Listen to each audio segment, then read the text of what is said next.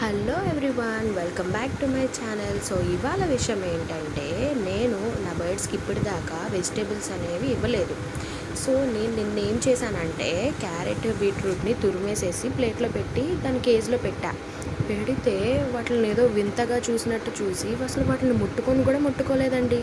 సరే ఒకరోజు first time కదా, అలవాటు లేదేమో అనుకొని మళ్ళీ ఇవాళ కూడా క్యారెట్ బీట్రూట్ అండ్ కుకుంబర్ అంత మంచిగా ప్లేట్లో పెడితే ఈరోజు కూడా తినలేదండి. వాటికి మార్నింగ్ అయితే నేను సీడ్స్ పెడతాను. సో సీడ్స్ని స్టాప్ చేసి ప్లేట్లో అలా పెడితే అస్సలు వాటిలో ఇంకా చూడటం తప్పితే ఎంత ఆకలేసినా తినలేదు.